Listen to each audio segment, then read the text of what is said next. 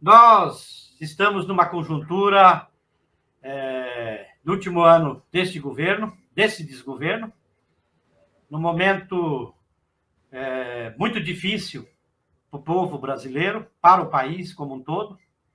Lembrando que o Brasil voltou para o mapa da fome, hoje cerca de 20 milhões de pessoas, não sabemos se teve a oportunidade de se alimentar hoje, 40 milhões de pessoas que poderiam estar trabalhando, produzindo qualidade de vida para sua família e ajudando a construir o país.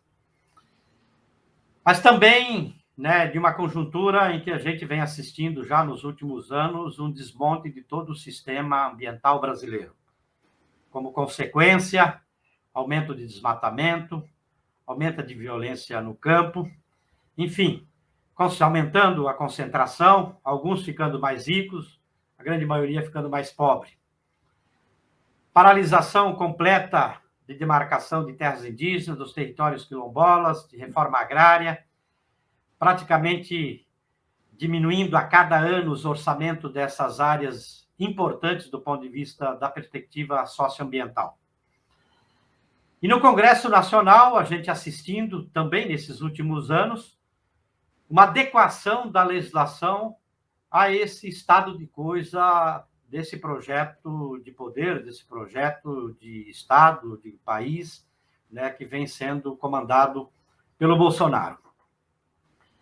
E nós, evidentemente, nós estamos chegando no final do ano, recentemente aprovado o orçamento do próximo ano, nós temos lá bilhões de reais de um orçamento clandestino a serviço de um Congresso Nacional, do próprio presidente da Câmara, que, de certa forma, hoje governa o orçamento do país, e a serviço daquilo que a gente chama do centrão, ou dos interesses de vários segmentos que compõem, que são, em especial, da bancada ruralista, que podemos dizer assim, que é talvez a força mais hegemônica desse centrão, e na pauta no próprio Congresso Nacional. Então, muitos dos projetos, alguns que já votaram na Câmara, outros que estão parados no Senado, outros que já foram aprovados na Câmara e no Senado, mas muitos ainda, inclusive, na própria Câmara, e que vai na perspectiva, então, de adequar, a própria legislação a esse projeto de desmonte.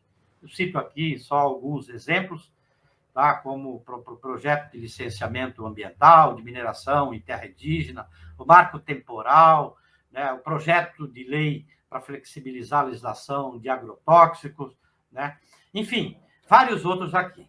Mas aqui eu queria, nesse primeiro momento aqui, então, convidar o Márcio para iniciar, esta fala de 10 a 15 minutos. Fique à vontade, Márcio. Depois, no segundo momento, então, a Roberta. O que nós estamos pensando aqui, então, para quem está acompanhando a gente? No primeiro momento, a gente fazer uma avaliação desse momento, dos desafios que estão colocados ainda do ponto de vista da resistência, de tudo aquilo que tem de desmonte, dos riscos que ainda tem do ponto de vista do desmonte, neste ano, tá? E depois a gente avançar um pouco no segundo momento, tá? Sabendo que é um ano eleitoral, do que é que nós podemos trabalhar do ponto de vista de pensar a reconstrução, a travessia, o futuro, no segundo momento. Acaba de dizer aquilo, que, na verdade, é histórico, esse entendimento da população brasileira como preocupada com o meio ambiente, como defensora do meio ambiente. É grande, se não me engano, os dados, coisa de 80%, tá? É contra, por exemplo, essa política antiambiental desencadeada que a gente tem nesse momento, tá? A gente tem também toda a pressão internacional e a gente vem assistindo, inclusive, as consequências das mudanças climáticas. Já no terceiro ano consecutivo, com secas prolongadas, que afeta, inclusive, a produção agrícola, tá? E todo ano, em especial neste momento, a gente vê os desastres ambientais com as tempestades e chuvarada que a gente assistiu agora, recentemente, na Bahia, Minas, tá? E que segue agora adiante. E agora, para quem todo mundo está acompanhando aí nesses dias, também essa onda de calor, em todo o sul do país, tá? E aí, os próprios cientistas têm colocado, como consequências, inclusive, das mudanças climáticas.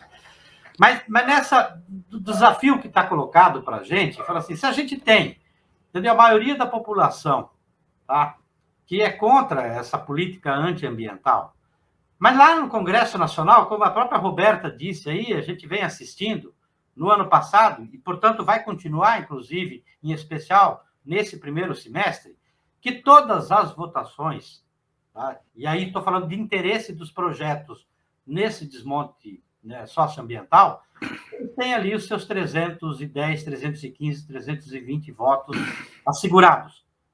Assegurados, inclusive, principalmente através, né, da força que tem, em especial, do agronegócio, mas principalmente do orçamento secreto. Então, e aí, para superar isso aí, para o enfrentamento? Né? Porque você disse na sua introdução que você vê com boas perspectivas esse ano. Mas como é que a gente faz aí para segurar, entendeu, cara, que esses projetos não avancem e a gente se consolide do ponto de vista da legislação, de repente, mudanças que depois vão ficar muito mais difícil para a gente retomar. Esse momento de milhões de pessoas passando fome, carestia do preço dos alimentos, é só a gente ver a inflação dos principais itens da cesta básica, que vão lá para 50%, 60%, 70%, né? A inflação, quer dizer, já chegando a 2 dígitos, mas quando a gente olha para aquilo que é fundamental do ponto de vista da cesta básica, é muito mais esta inflação. Tá?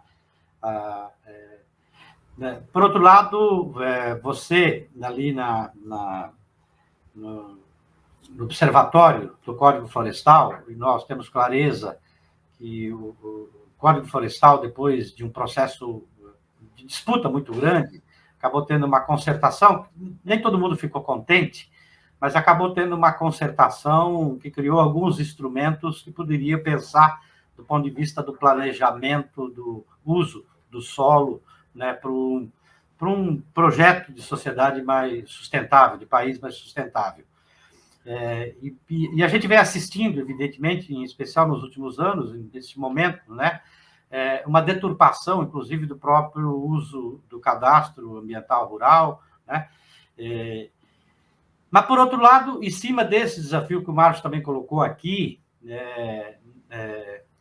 tem perspectivas também, possibilidades, né, de você enfrentar esses desafios que o Márcio coloca aqui nesse momento. Como é que a gente enfrenta a geração de emprego, renda, né, dentro de uma agenda que dialoga, por exemplo, né, com um compromisso, inclusive, que o Brasil assumiu na agenda do clima, por exemplo, de restaurar, se não me engano, acho que 12 milhões de hectares. Eu quero, inclusive, aqui até aproveitar e fazer uma saudação. Amanhã o MST completa 38 anos. Eu estou falando isso aí porque eles também têm um programa, um desafio, que é plantar 100 milhões de árvores, se eu não me engano, na perspectiva da agrofloresta, né, produção de alimento, mas também de floresta, né, em 100 milhões de árvores em 10 anos.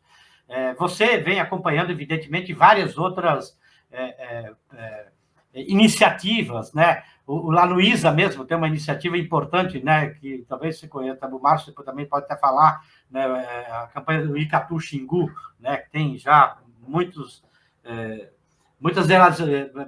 muitos hectares, né, de já restaurado.